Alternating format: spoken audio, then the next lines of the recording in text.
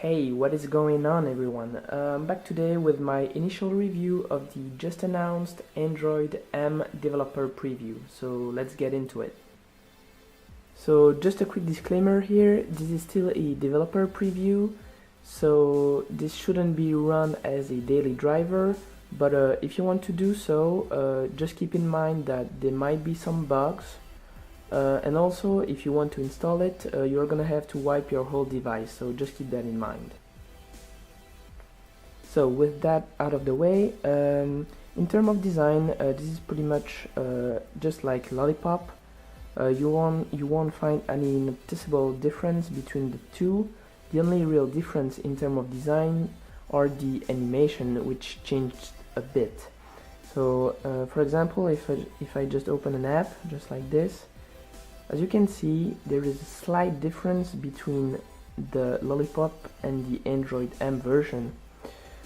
Also, I am running the stock launcher, so it is the Google Now launcher. So you have your basic stuff like Google Now on the left, your search bar on the top for quick research. So a long press on the home screen will take you to your wallpapers widget or settings of the launcher. For your wallpapers, you might have one or two new wallpapers, I don't really know.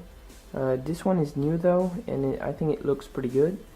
You get your widget settings, so as you can see it changed a bit. You get your widget which are sorted by application. So for example, for Drive, if you have multiple widget, you can swipe to the right or to the left and see which one are available. So another big change in the Android M in this specific launcher is the app drawer. As you can see, they completely changed it. Before you had the left and right gestures to move along, and now this is just a swipe up or down, and as you can see they are still sorted by alphabet.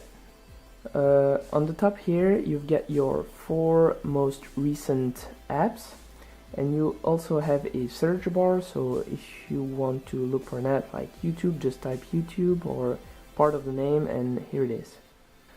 Also note that in this preview build you won't have the just announced now on top feature. So basically what this does is if you receive a text message with the name of a restaurant or an address or whatever, you can long press on the home button and it will automatically find the right information and give you more info about it, like the address, if it's the name of a restaurant or stuff like that. So that's pretty cool, but we don't have it yet. So one major change in Android M, and I don't know what took them so long, is the sound panel. So as you can see, I can just move my volume, and finally the silent mode is back. So as you can see, there is the vibrate mode, the volume mode, I don't know how it's called actually, and your silent mode. Another major change in the volume panel is this little arrow, which all ROM custom users know, which bring you to another panel in which you can control all of your volumes, so like the media volumes and your alarms volume, so that's pretty cool. So let's now jump into the settings section. So I'm gonna show you I am running the latest Android M version. So as you can see here, the M version. So there isn't a name for it yet, and we don't know what it's gonna be called. And here is the Easter egg. So if you just try to hold on it, you're gonna have this weird icon, which basically means, man, we don't know what we're gonna call it yet, so hang on. So jumping into the settings themselves. For the Wi-Fi, you're gonna have your basic stuff, nothing has changed there. I think pretty much is standard here. You get your home settings, in which you can change your launcher, but that was already in Lollipop. In your display settings, you can turn on or off ambient display and the adaptive brightness, but again, nothing special here. Moving on to the sound and notification, you have your do not disturb mode and your priority. So this is just like Lollipop, nothing special here, so I'm not going to dive into that. So one of the first noticeable change is here in the storage. So as you can see, you have the device storage. So if you click on it, it will bring you this menu.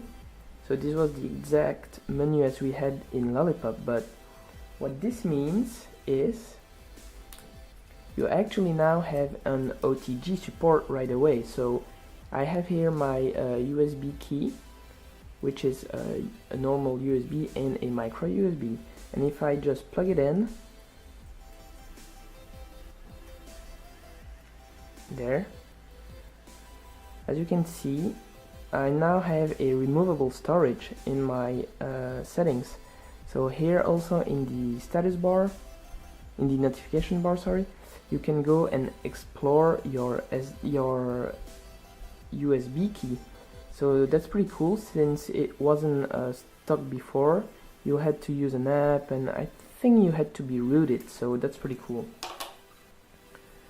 So going back into the settings, next is the battery. As you can see here, nothing really changed, except if you click on screen, for example, you will still have your graph. You will have some optimization which you can ignore, or you can reduce your brightness and stuff, and you also have your screen on time. So next up is the apps settings. So this is a really big change here. So as you can see, you have all of your apps, but you don't have your usual installed apps, full apps list, and running apps. But this is where you're going to be able to manage your permission, so the root is no longer required. So if I just jump into Facebook, for example, I can now tap in permission. I can now turn on or off any permission I want. So if I don't want Facebook to access my calendar, I can just turn it off, deny it, and here we go. Facebook now don't have the ability to go in my calendar. So that's pretty cool. You can also change the notification sound of it, but that's not it. If you go here on top and click advanced, you will have here your app permissions. So here is all of the app permission that apps can ask for. So for example, if I just click on location, I can see all of the apps that ask for my location, and I can turn on or off anything I want. So for example, if I don't want Snapchat to use my location, I just turn it off, deny it, and that's it. Snapchat now cannot use my location. So that's pretty cool. Now if you want to go and check out the memory, so as you can see, I'm using 55% of RAM, and as you can see, it says good performance, so that's nice. Next up is the tap and pay, but this is basically all it does. You just have this image, and you have how it works button, but it doesn't do anything, so pretty useless. Location is pretty much the same. Security, accounts, Google. This is a new menu where you will find all of your Google related stuff settings. So for example, if I click on Google Fit, it will take you to the Google Fit settings. Pretty nice touch there. So jumping into the developer settings, you can now change your theme to a light, which I am running right now, or a dark theme. So as you can see, it changes the whole settings menu to a dark theme, so that's pretty nice. You also have the ability to turn on or off show system UI tuner. So what it does, if you turn it on, at the bottom you will have system UI tuner, and as you can see, there is now a quick settings option. And yes, just like custom ROMs, you can go ahead and change your tiles. You can either delete some or add some, but it's pretty buggy at the moment, so I don't really recommend you do that. So one last thing I want to talk about is the copy and paste. So as you can see, if I'm just typing some text and I double tap on something, just like Lollipop or other Android version, this will light up. But if I just wanted to select my text, it would select letter by letter, which is pretty stupid in my opinion. So now what it does is it just selects the whole word. And if you still want to select a specific letter, you can just go back and here you go, you can select letter by letter. So I think it's pretty cool that they added this. So here we go, that wraps it up for this Android M developer preview. I hope you enjoyed this video, and if you did, please leave it a thumbs up as it helps me a lot, and feel free to subscribe, and I'll see you in the next one. Bye.